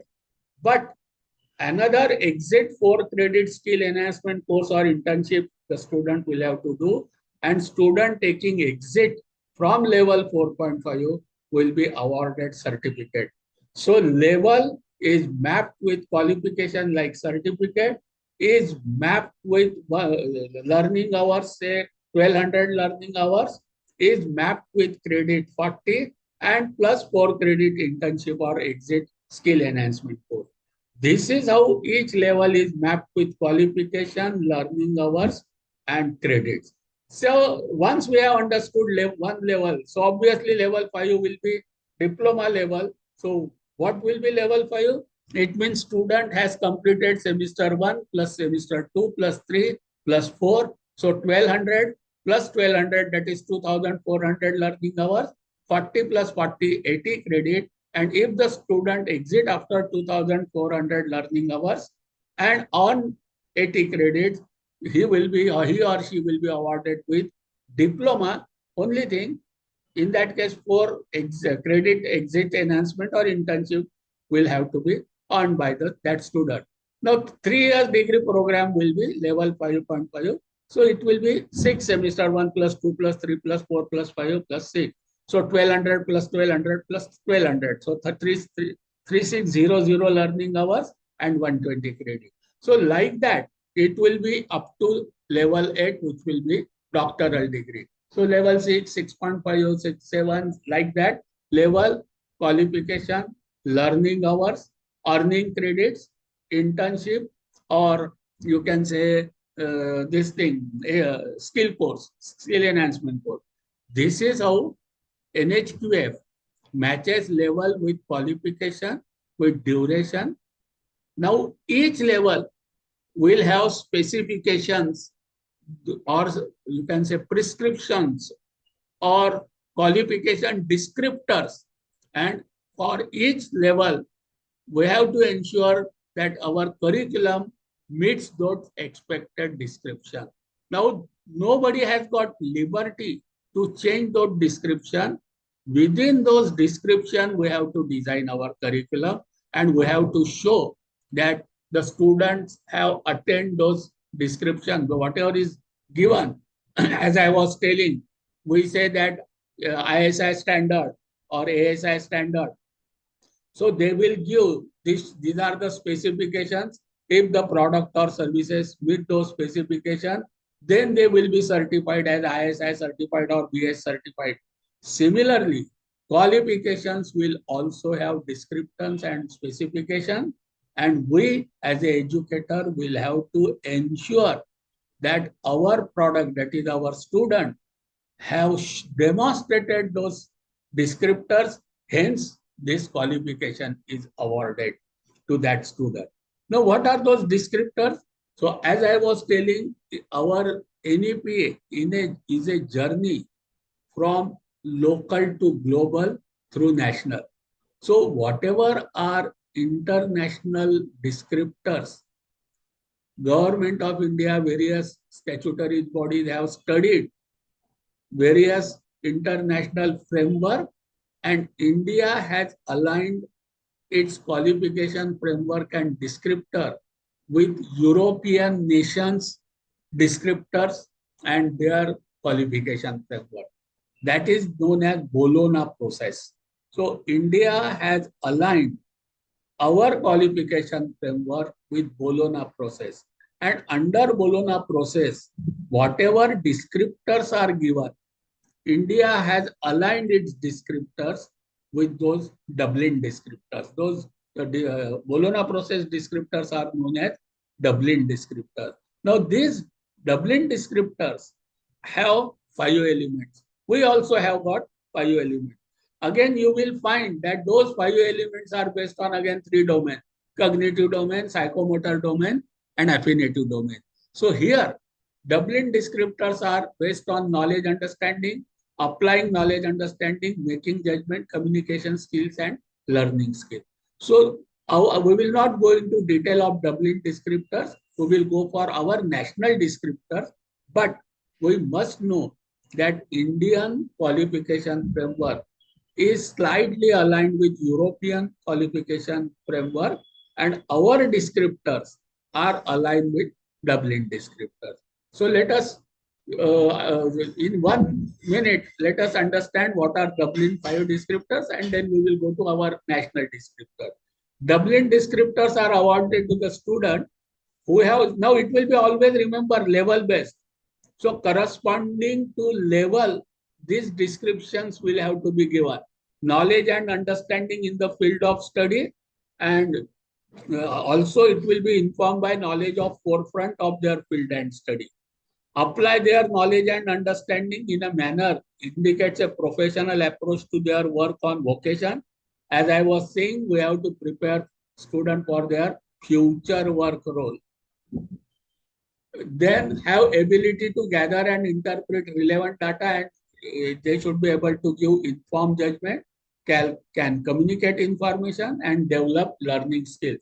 So those are the descriptors given in Bologna process. So their qualification will ensure alignment with this descriptor. Similarly, our NHEQF level-based descriptors, we also have adopted, and we also have got 5 descriptors. Our 5 descriptors are process, professional knowledge, professional skills, core skills, and responsibility. So framework represents increasing level of complexity in terms of knowledge, competency, then autonomy that must be demonstrated by the learner. The first descriptor, process, is overall. It is the general summary of remaining 4, but important is second one, third one, fourth one, fifth one, professional knowledge. Now, depending upon level, we have to clearly specify, say level 4.5 certificate, what learner should know and understand with reference to that subject or field of knowledge corresponding to the level which we are talking about. Now it should be described in terms of depth, breadth, and kinds of knowledge and complexity. We will see when we will take some concrete example. That time we will see how it is described in this NEP. Breadth of knowledge can range from single topic to multidisciplinary area. Kinds of knowledge range from concrete to abstract, from segmented to cumulative. Complexity of knowledge refers to combination of kind, depth, and breadth of knowledge. So very clearly, if a student is of level 4.5, complexity will be less. But as the student goes towards level 6, you will find complexity and combination and depth and breadth of knowledge will go on deeper and deeper. So our syllabi, our curriculum has to be defined in terms of knowledge component, cognitive domain. Let it be descriptive or procedural knowledge. Level-based depth, breadth will have to be very clearly defined. When we go to professional skills, what a learner should be able to do, that has to be very clearly specified in terms of cognitive and creative skills involving the use of intuitive, logical, critical thinking, communication skills involving written, oral, literacy and numeracy skills, interpersonal skills and generic skills that a learner should possess to perform a task or job competently, productively, independently, and also as a part of team. We have to very clearly define what is to what extent student will require supervision or to what extent the student learner will be able to supervise others. And we have to show that these qualities are imbibed. So when let it be co-curricular courses, let it be sports, cultural, we will have to take note of the student's activity and we have to mention in report card that this learner has shown leadership. He can supervise a team of 10 students or he is a follower. He needs some supervision. So all those qualities, attributes will have to be noted when, so even cultural programs, sports, NSS, everything will be a platform of assessment of the student. And we will have to keep complete portfolio of individual student. That we will be able to say that student has demonstrated these skills. Core skills, those are the basic skills involving dexterity and use of methods, materials, tools, and instruments used for performing the job, including IT skills needed for a given level of study and work. Remember, we are preparing students for their future job roles. So we have to ensure that students demonstrate the selection of tools, selection of material, selection of right instrument for performing the task. So depending upon level, first semester it will be different, while sixth semester it will be different.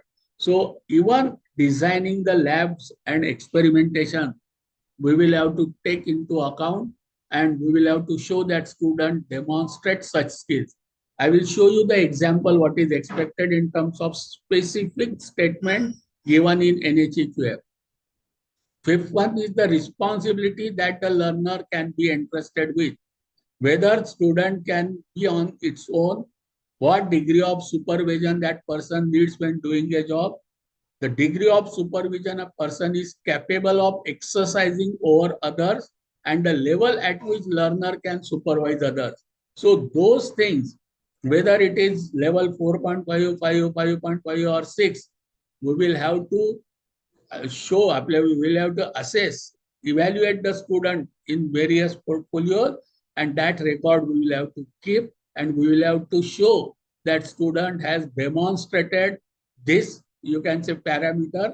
Hence, we are giving the credit, and hence we are giving the, you can say, qualification of that level. It determines nature of working relationship, level of responsibility for self and others, managing change, and accountability for action.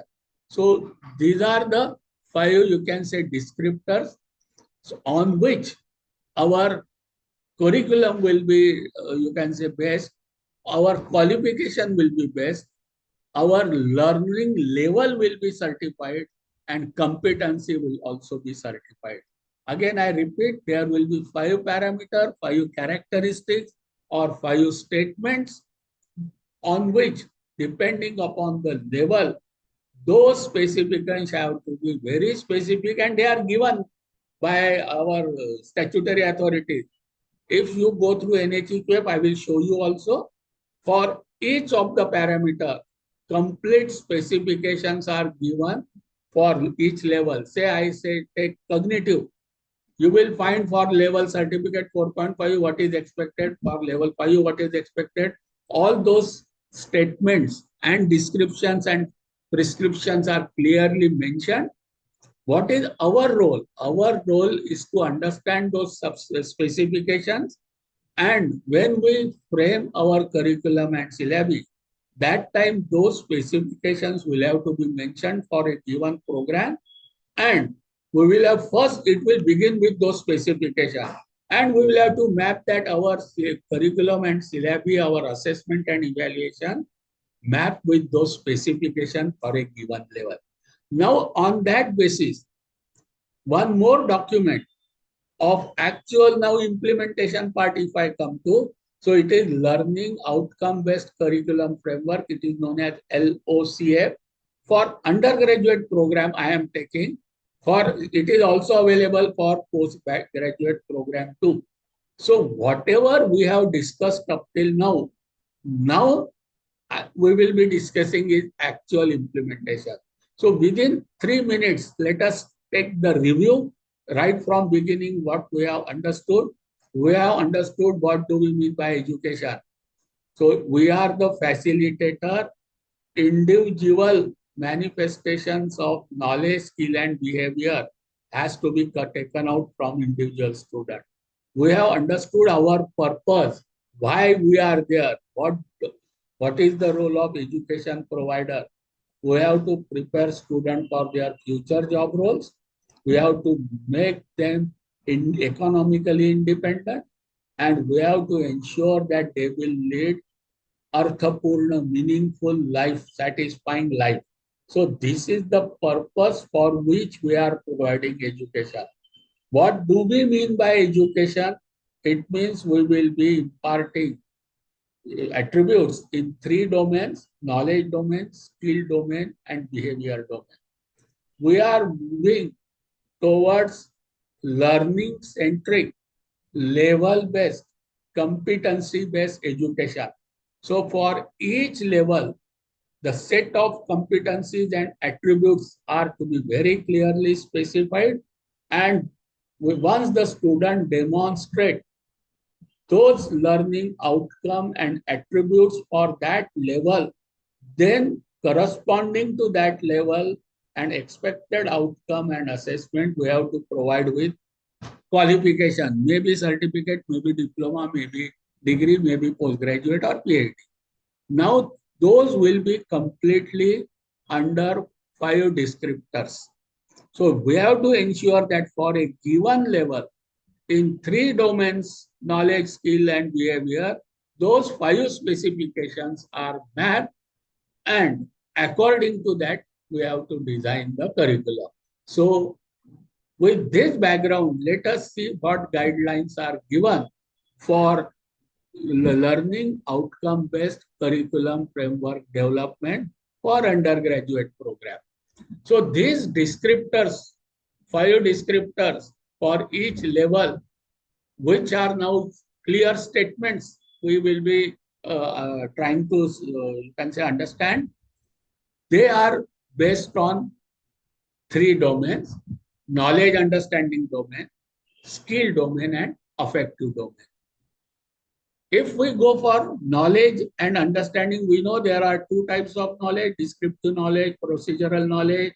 There are 6 levels from memorizing to synthesizing, critical thinking, analytical thinking. Those are the stages.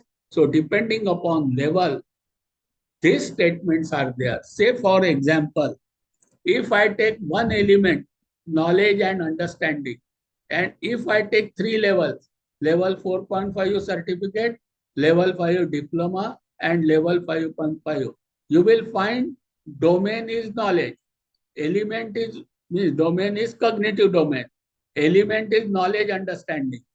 But when we are designing curriculum for undergraduate certificate, that is level 4.5, traditionally first year means semester 1 and 2 for 1200 learning hours for 40 credits. So when I am designing curriculum for this description of 1200 learning hours of 40 credit, 600 learning hours in semester 1, 600 learning hours in semester 2, what things I have to keep in mind while designing, delivering and assessing is at level 4.5, it will be the understanding of the linkages between learning areas within and across the chosen field of study, along with facts, concept, principles, and procedural required for skill of para-professional task.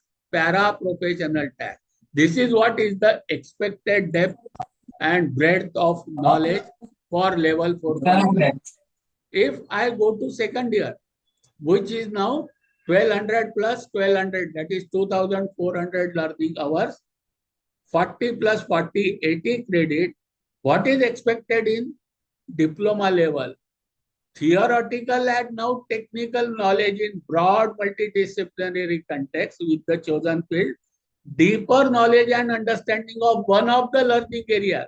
That is why major and minor, those vertical came into existence. First year, broad, you can see 2-3 subjects. In second year, in diploma, he will select one major, one minor, or at the most one. Then again, procedural knowledge as well as general knowledge.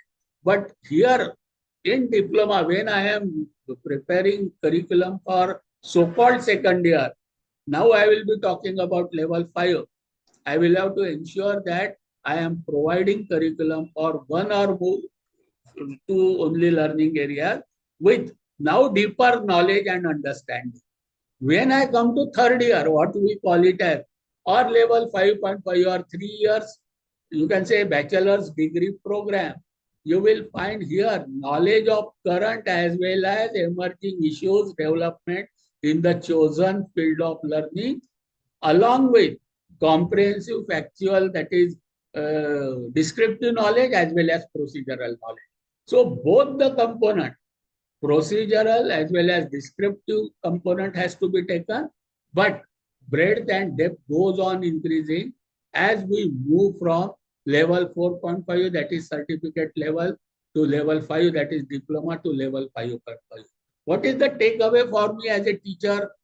If I am framing, I am designing undergraduate program, my first year syllabi or certificate syllabi, I have to ensure that it remains in procedural or descriptive knowledge in terms of not going very deep, but giving interlinkages between different areas across chosen fields. Suppose it's science.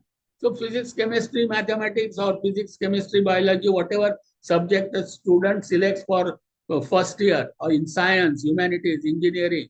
So broader way, no major, no minor, there are interlinkages, and broad, you can say only in a way things are exposed to the student. After that, the student select in which area he will be more comfortable, more interested. So one subject has major, second has only minor, or only one subject he may select and go ahead. So there depth goes on increasing. Here also, deeper knowledge, theoretical, technical knowledge, multidisciplinary context, that will begin. But when he comes to higher level, that is level 5.5, along with current emerging issues, now he is going into depth. So our syllabus framing, curriculum planning should also accordingly go. When we deliver our content, we have to keep what level I am teaching and what is expected learning from that student. And accordingly, when I assess, evaluate, or examine, again, I have to keep in mind whether I am examining certificate level student or degree level student. So that change we the teachers will have to bring in ourselves, in our mindset, and this we will have to follow. Now this table is applicable to every institute in India, and it is made aligned with international. So in knowing, keeping this, we have to work. Now, if I come to skills domain, here also you will find element of skill domain is same, application of knowledge and skill. If you find, if it is certificate, first year, first semester or second semester student, here expected is student should be able to select and use basic methods, basic tools, basic materials, and basic information to generate solution to specific problem. So here specific problem will be given to the student as a experiential learning on in laboratory. Methods will be told to him, tools will be given, materials will be given, how to use those material, methods and instrument, that will be told, and student will be expected to practice, have mastery on the practice on a given method, given tool, given material and given information to generate a solution for specific problem. This is what is expected in certificate level. So at the most you can say the student will be equivalent to some skilled worker. But when he comes to second year, so he is a diploma holder now. So equivalent to a supervisor. Here, student is expected to formulate solutions to problems. It's not a specific problem now. Generic problems related to field. So in case of certificate, student will be able to give solution to the specific problem, but diploma holder should be able to give formulate solution for any problem related to chosen field. While when he comes to degree, that is level 5.5, it is expected that student is able to optimize. He should be able to employ right approaches to generate solution problem related to chosen field of learning. So in degree, he should know various methods. He should know various tools. He should know various ways. He should know various instruments. And for a given problem, he should be able to correctly choose all those things and apply and give the solution. What is the takeaway for us, those particularly who are from science and technology, or for that matter, anybody who will be having experiential learning? First year student, probably it will be get set go. Teacher is explaining everything. He is telling which instrument is to be used where, and we will be expecting some problem is given and student are applying the given instrument. Second year, those will be not specific problem, given problem, but general problem of the field. But methods will be basic. But when he comes to degree, probably he has to select a right, he should have knowledge and skill to select a procedure, select a tool, select instrument and apply with available various combination, the best right approach to give the solution. So this is what is expected in skill domain also. Now, if we come to affective domain, it means constitutional, humanistic, ethical, and moral value. Now here, if it is certificate 4.5 level, whatever values you give, it has to be ensured that the student follow the values imbibed in him. Suppose he is working in any organization, whatever are the value system, culture system on that organization, the student should be able to adopt to the value system given, and he is humanistic, ethical, and moral in his own life and practices those in real life situation is what is expected. At the most, he should be able to put forward the convincing argument to respond to the ethical issues. But when he becomes the, you can say, diploma holder or supervisory level, he should be able to take position regarding the values. He has to embrace those values, but he should be able to take position also. And when he is a managerial level, that is degree level, you can say 5.5, it is expected that student is able to analyze and identify the ethical issues related to chosen field. He should be able to formulate. He should be able to design some ethical practices and value practices, and he should be able to make others follow those ethical practices. How can we test it? Simple, in my opinion, is through assignments and group projects. If a student is, one group of student is doing assignments and others are copying, our role comes that individual's portfolio, we should not anymore accept the copying of assignment. We have to bring, it's now, plagiarism is not only for research, it is for even class assignments or group assignments also. So fabrication, falsification and misinterpretation of data and committing plagiarism will be considered as a very bad value system and ethical system. But earlier we were talking about doctoral level more of it. Now it will be even at level 4.5 or 5.5 also. And we will have to demonstrate that we have inculcated such system through assignment, through co-curricular courses, through NSS, through group assignments, through open book examinations, that we have inculcated value, ethics, humanities, you can say constitutional value in our system. Here also they have to be level based. So say for example, they should be able to meet their own learning needs as well as others learning also. They should be self-directed also. They should have self-managed. So everything will have to be ensured when we design the curriculum. So this is what is expected.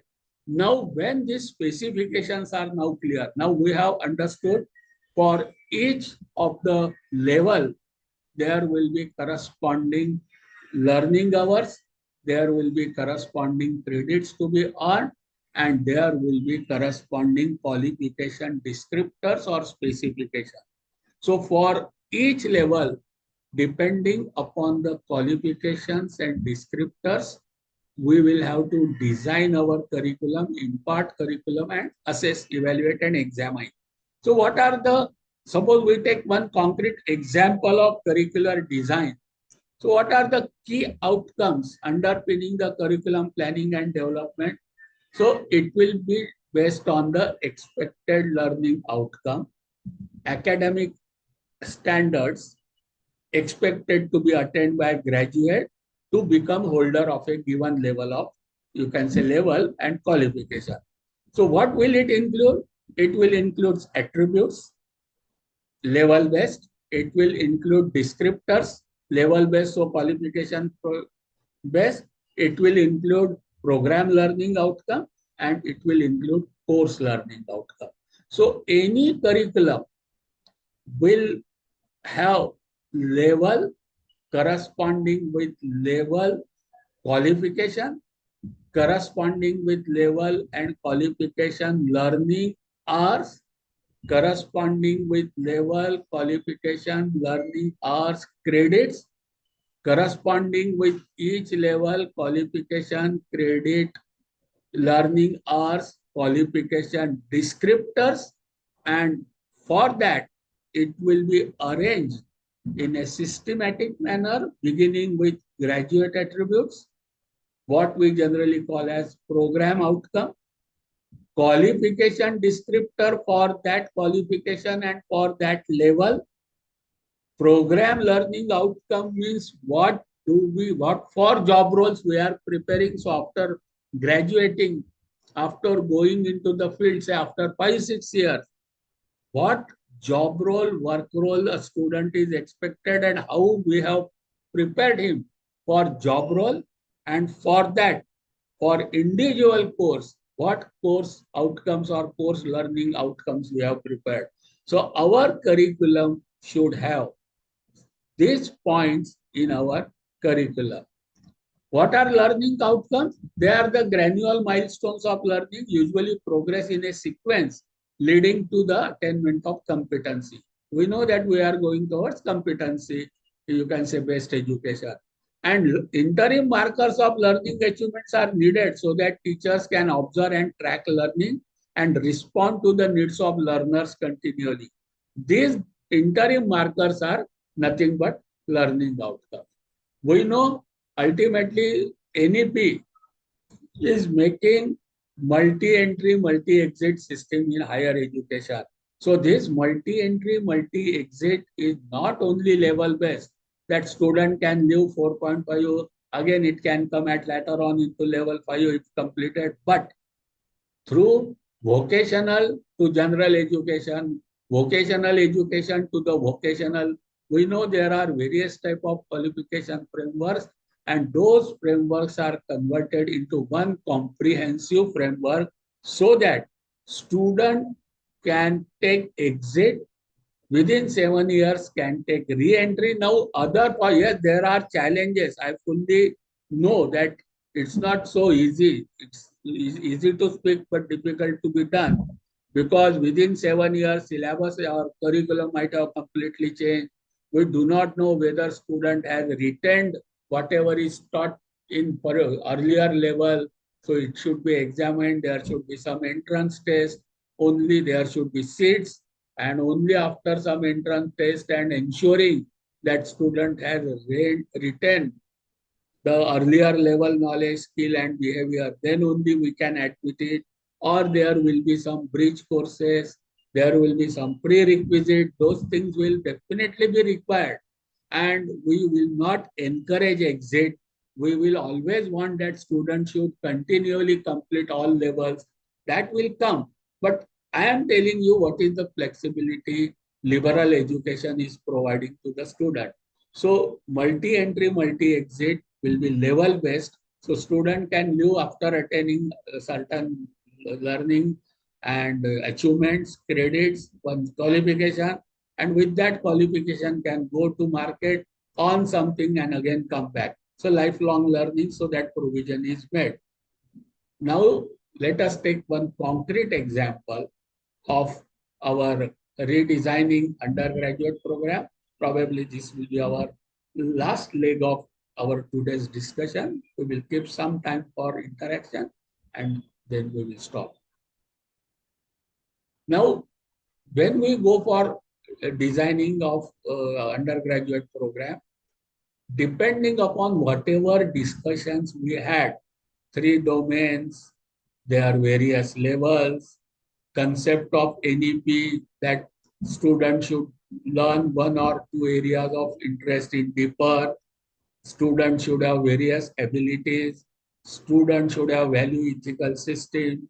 Students should have choice to learn of the interest, because it is understood in NEP that why anybody takes education, either for career or for passion. So NEP takes care of both career route also as well as passion route also. That is why provision for open elective other than the subject of his own faculty, the student can take. So considering whatever we have discussed, the NEP statutory bodies, including Government of Maharashtra, has given verticals. So every institution in curriculum need to have these vertical in their courses. Major and minor, if it is multidisciplinary. If it is monodisciplinary, then only one subject will be there.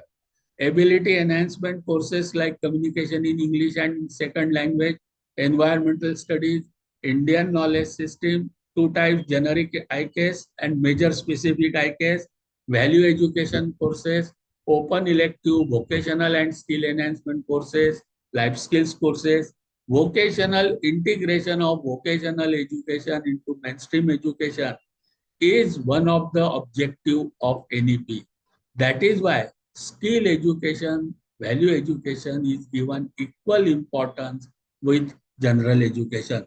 So there has to be vocational and skill enhancement courses at various levels in the curriculum. Co-curricular courses such as fostering social responsibilities and community extension services is given important. Internship, experiential learning.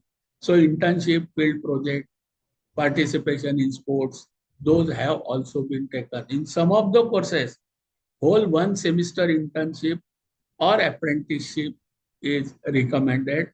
Even apprenticeship embedded degree program, even for general education like BA, BCom, BSc, In professional education, internship was already there, field visits was already there, but now it is included even in general education program also.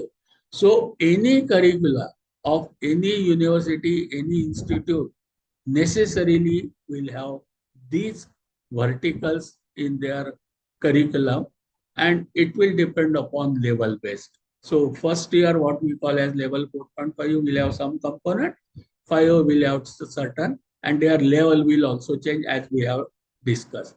Now, first, our learning outcome based curriculum, LOCF, will start with a clear statement on what knowledge, skill, attitude student will be able to demonstrate as having acquired on successful completion of program of study.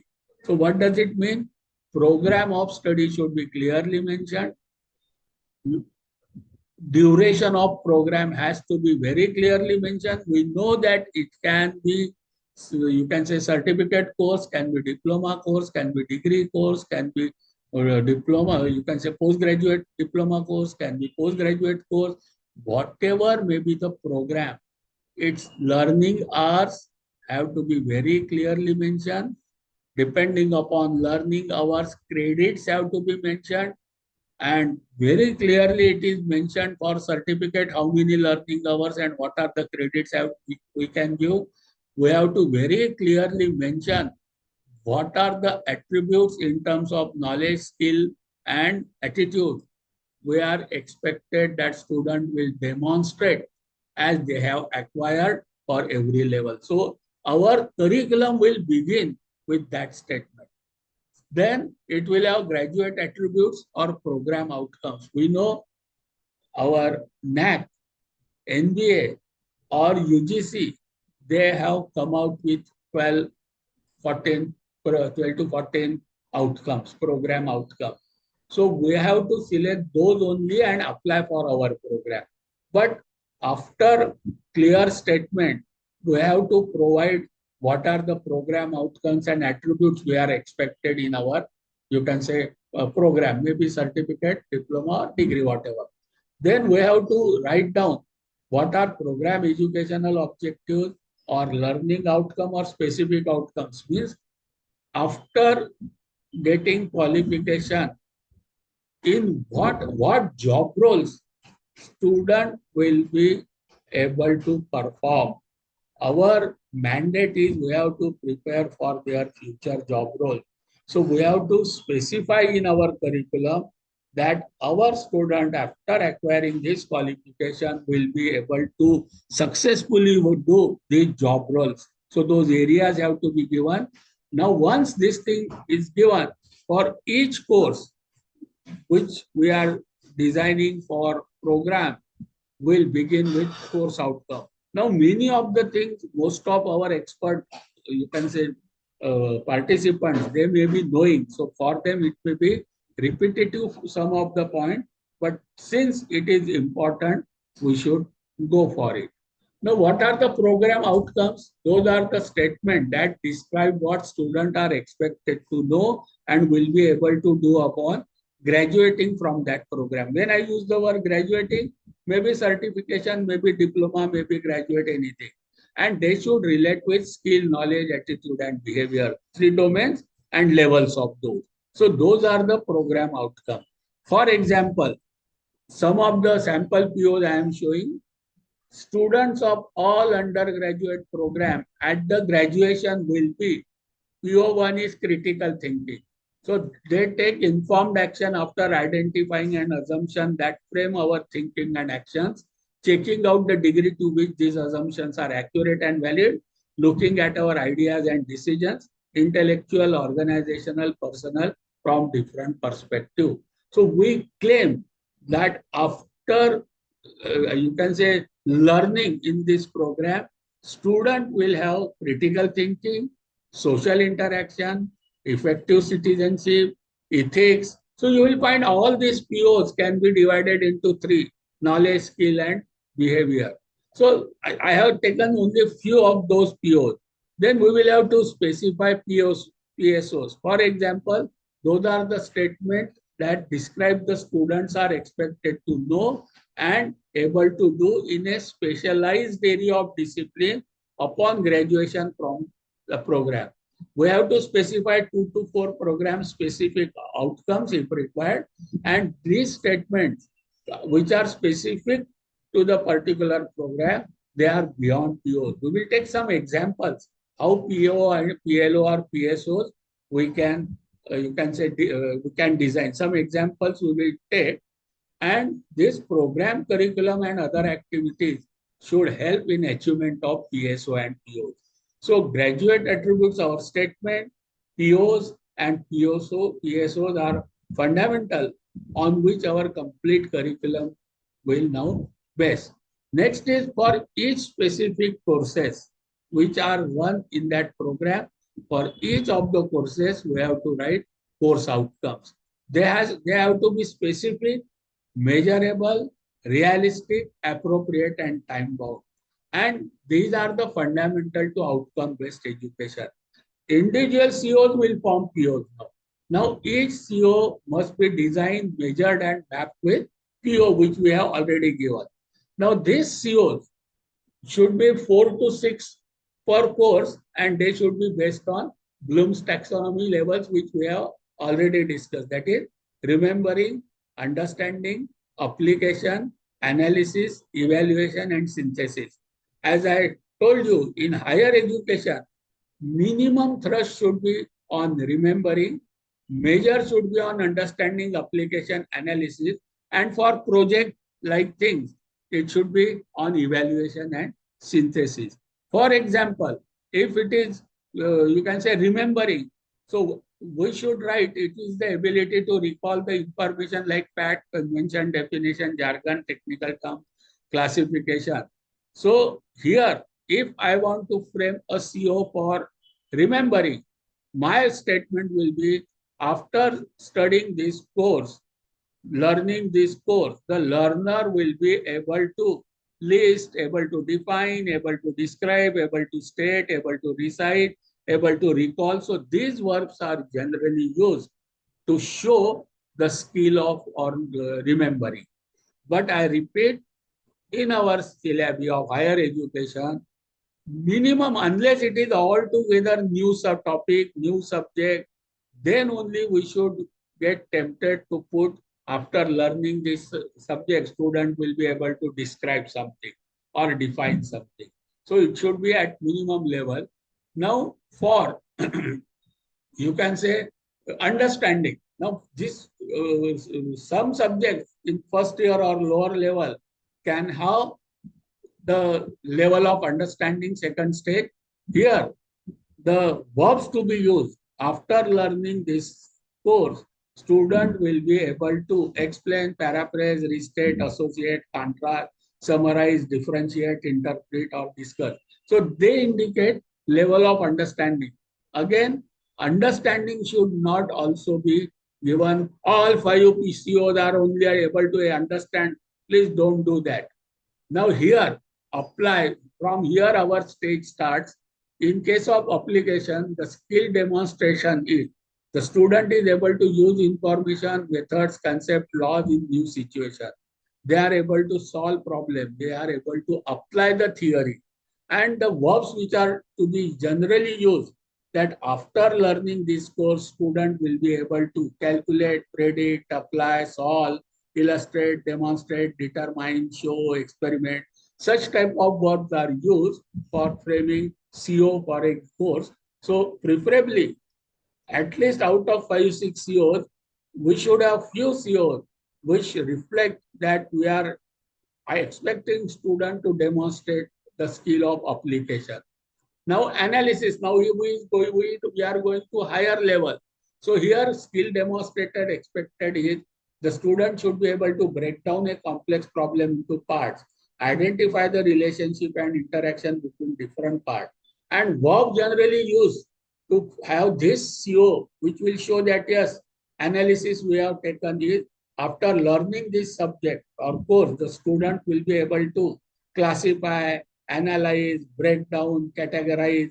Such type of verbs preferably it should be there, which will show that the Bloom's taxonomy level of analysis is taken care of in curriculum planning. Now, these are higher level, evaluation, synthesis, making new pattern. So, in some of the courses, we must have in complete course, we should be able to show that Bloom's taxonomy of evaluation is also taken care of. Here, the evaluation questions encourage students to develop opinion, make value decision about issues based on the specific criteria.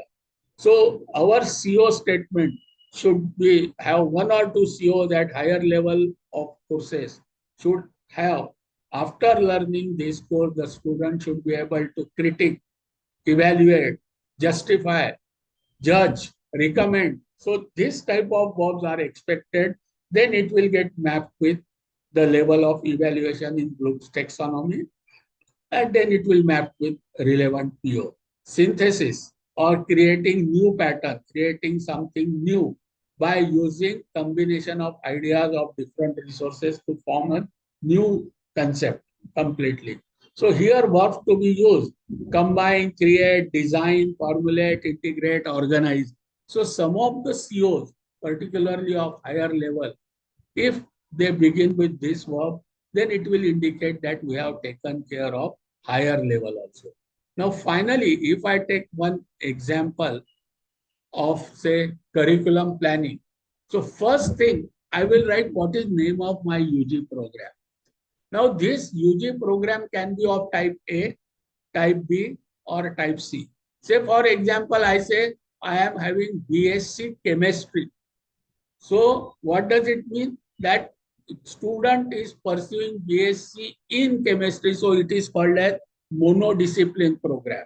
And for monodiscipline program, the credit distribution will be different than multidisciplinary. Second, university or you can say institute may say, no, I want to design a curriculum for BSc with chemistry as one of the subject or history as one of the subject. In that case, my degree will be BSc with major in chemistry or probably minor in second subject. Then it becomes a multidisciplinary program. Or I may have interdisciplinary programs, a combination of chemistry with electronics, combination of physics with optics or with electronics, say mechatronics. So it is a interdisciplinary program. So first and foremost thing, an institute has to decide whether we want to design monodiscipline, multidisciplinary, or interdisciplinary.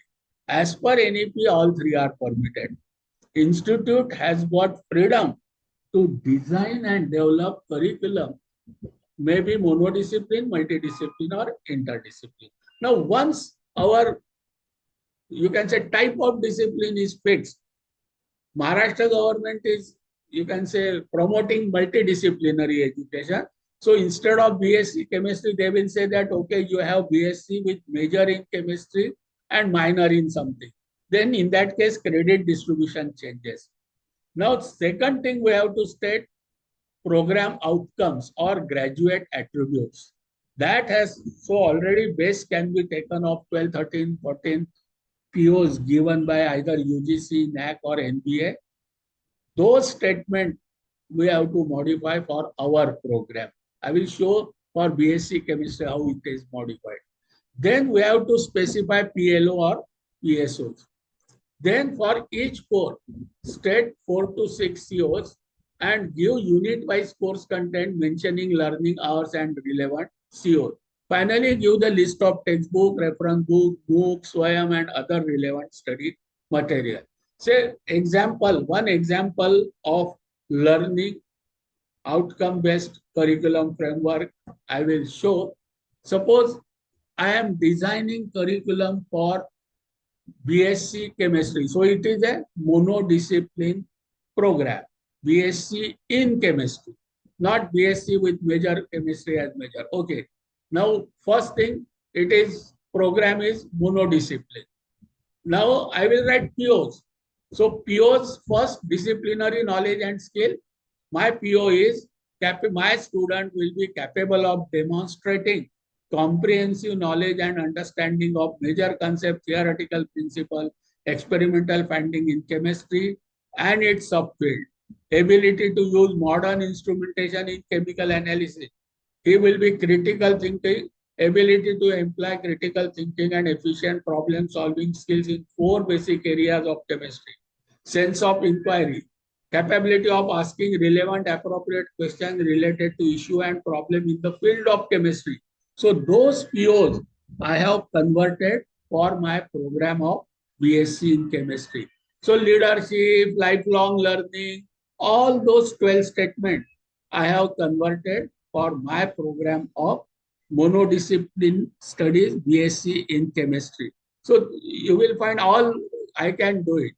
Then program learning outcomes. Second will be PSO or PLO. So what is expected? Where my student can work, for what job role I am preparing the student. After say 5-6 years, now presently is in first year. After 5-6 years, what areas I am expecting student will go and what will be the work role, job role, and for that I am preparing. So I say 3-4 PLO, PSO, that student will be demonstrate systematic and coherent understanding of concept principle in the field of chemistry, subfield like analytical, inorganic, organic, physical.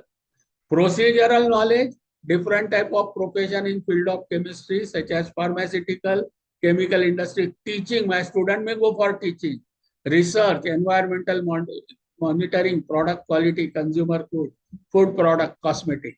So I have identified the areas and I assure that my student will have sufficient knowledge, skill and attitude so that he or she successfully work in the job role. So 4 skills required in various areas, subfield, techniques required, skills required in various say chemical and non-chemical industry sector. So this is how I will prepare my PLO and PSO. See, these are all PLO, maybe application in academic, industry, economic environment and social context. Then I will prepare CO. I will take only one example for paucity of time. So course level learning outcomes. Say I take inorganic chemistry, coordination chemistry, it is of semester 4, core courses in semester 8 either. So this is what I am preparing. So I will write CO. After learning the course, student will be able to recognize, describe, explain, recognize, explain, semester 4. So I have taken levels of understanding, application. So that level, synthesize I have not taken, or create new pattern creating I have not taken for this course. So like that, I have mapped my CO with Bloom's taxonomy. This I have mapped with PLO, PSO, and PLA, PSO are mapped with PO. So this is how the complete LOCF will be designed, complete curriculum will be changed.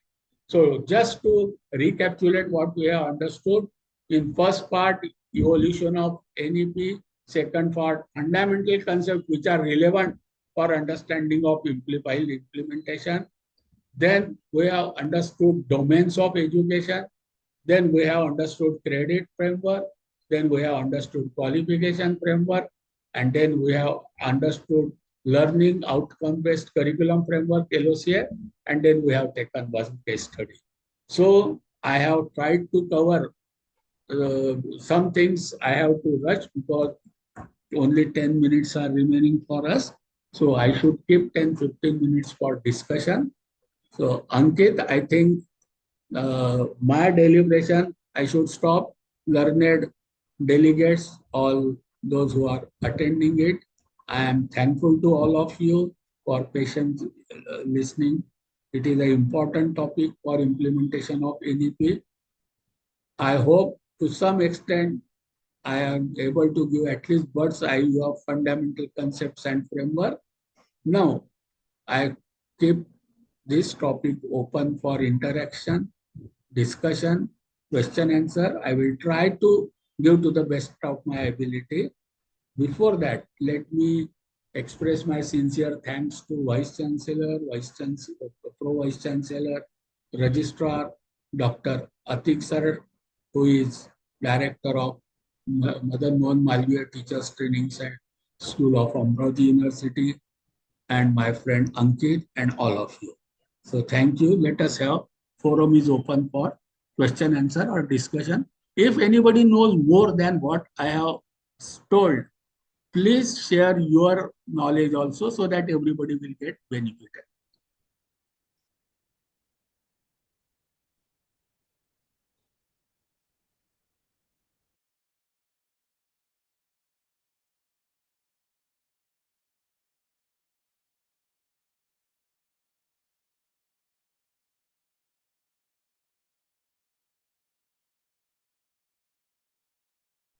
Ankit, are you there? Londe sir, Mahajan sir, Padu sir, anybody? Yes, sir. Yes, sir. I am there. Hello, anybody having any question, please, you can ask. Sir is waiting for the question answer session.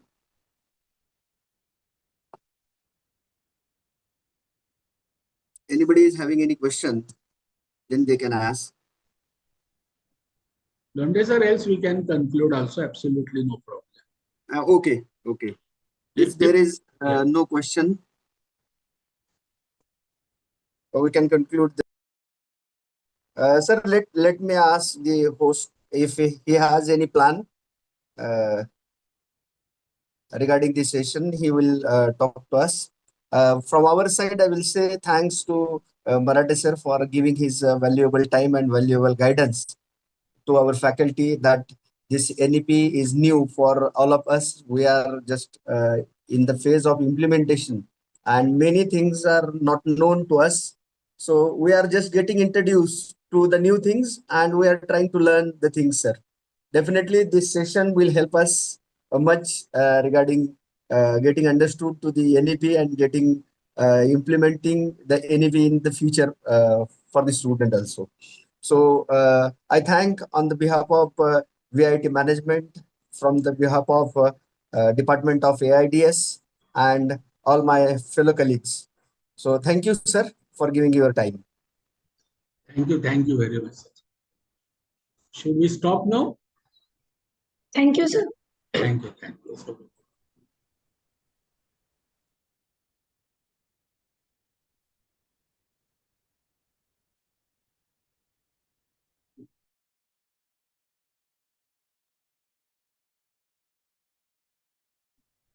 Hello, madam.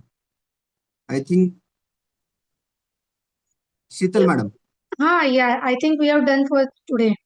Yes. Yes, but we don't have the feedback link prepared from their side. So shall we stop here and we talk to them later? Yeah, we asked to Mohammed sir whether feedback link is available. I guess Okay. on their website only. I will check. Okay. Okay. Okay, sir. Okay, ma'am. Okay. So I request participant they can leave the meeting. Thank you. Thank you very much. Thank you, sir.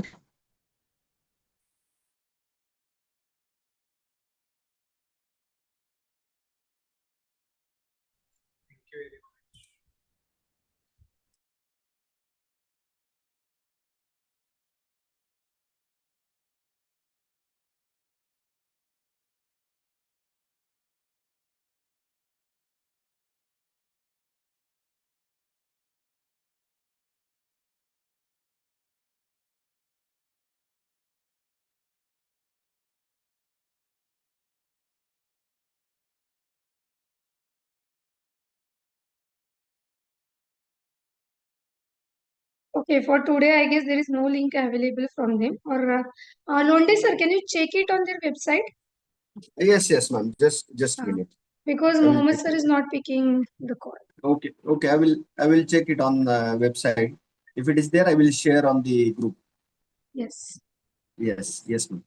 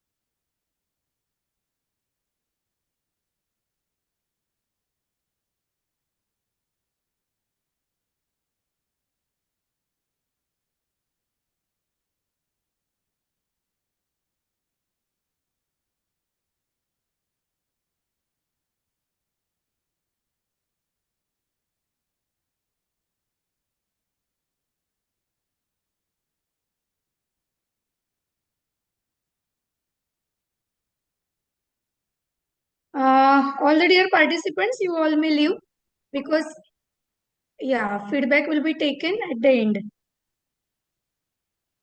Last day, the feedback will be taken for all the sessions. So now you all may leave.